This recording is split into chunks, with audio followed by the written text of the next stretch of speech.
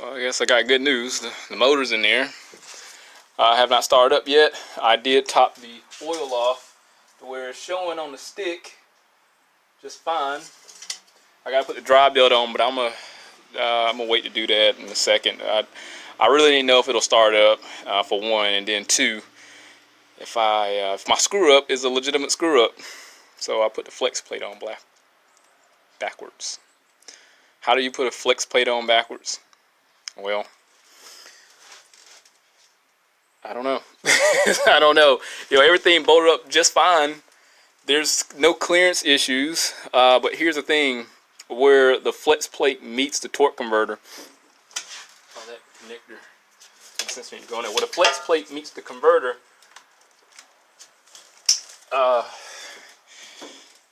you can see the square shape fitting for the threads. So that's facing on the inside here where I'm supposed to put the bolt in. And I took some spray paint and shot some spray paint so where the opening is, so we get on the torque converter and the flex plate. And I looked at when I put the torque converter on, when I put the flex plate on, I made note of the paint and put the paint on facing me versus the same way of the torque converter. So now I spun the motor over with since I was halfway through it. I spun the motor over with the starter, and I didn't hear any noises, but I did hear a little bit of noise. But I think it's because a lot of oil haven't circulated. I heard some, only because it's just all the oil hasn't fully circulated in the vehicle. I spun it over multiple times, and it sounds normal. Just hoping that it's not going to be any type of scraping noise, because you talking about an overwhelming feeling of sickness that will just seep deep down in your pits of your stomach to where you can just stare into nothingness. It's going to happen. So you and I are going to experience that first startup.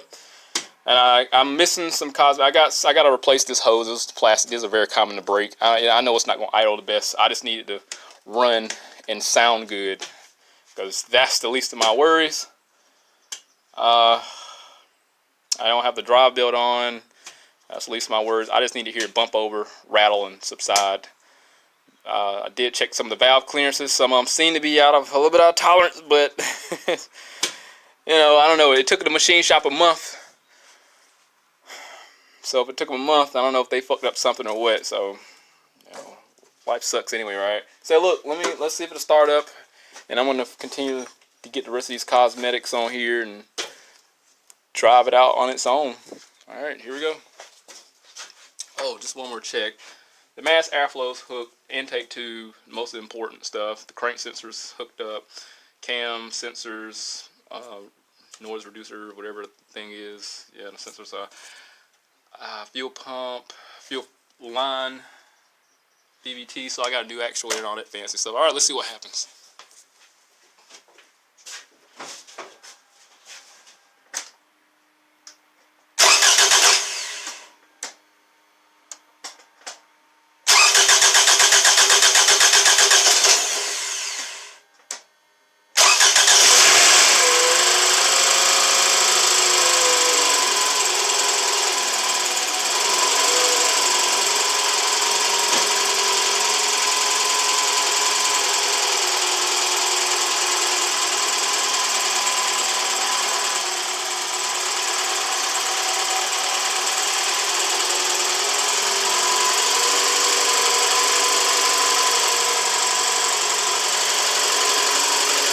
It does have a little rattle, a little tick noise there. I'm hoping once the oil gets circulated, it'll subside.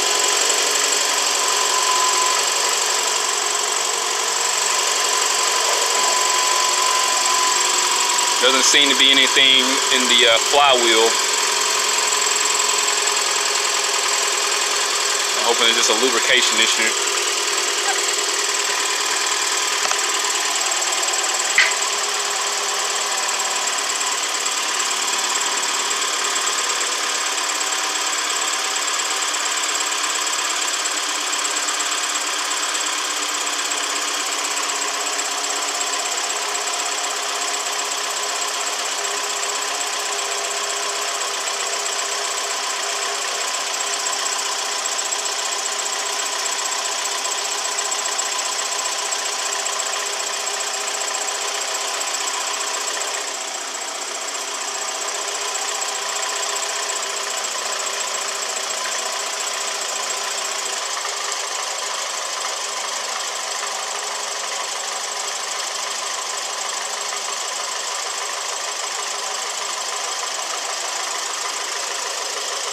For the most part, it sounds fine. I mean, this is a loud motor generally, so I think we're all right. It's going to start getting antifreeze in here. That little noise is gone. I guess whatever it was, just need a little bit of oil.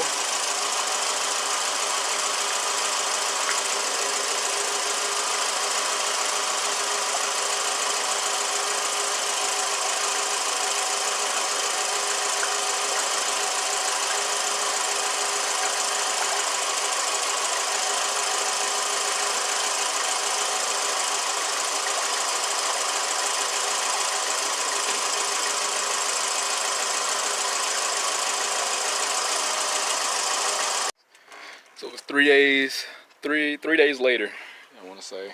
And the motor, I got about 60 miles on the motor right now. Everything's working fine. The oil, I mean, it looks exceptionally clean. You can't even see it on the stick. So everything's fine there. Coolant is full. Make sure I can check this out. That's full, no issues. The engine is clean. Let's get this light on here. Everything's tidy. Now I did have like some oil residue on the block there, and I'm like, what the hell? So I cleaned it up yesterday and took it on another test drive today. And what happened when I installed it, it was when I was rebuilding the motor and on the stand that I got a little bit of oil down there, but I cleaned that off and there's no leaks or anything.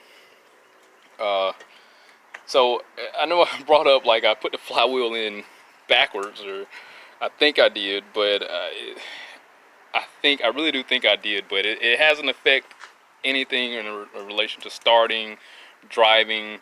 There's no issues. So I think I'm fine with that, but I swear it was just a dumb mistake, and I don't. Long story.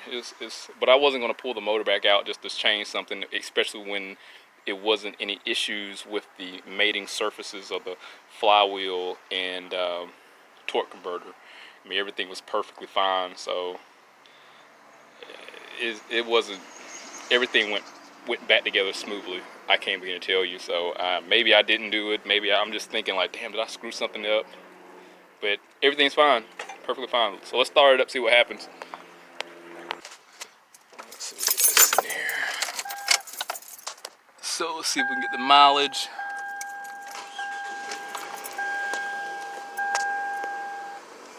So I got, let's see here if I can see it through the camera, 61.8 miles on it.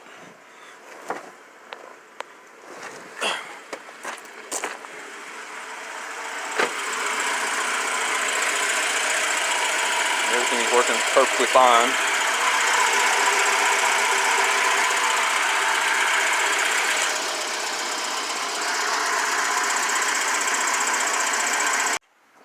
The engine runs great. I'm not disappointed with it. I mean, there are a few things that could have probably been done a little better, I guess.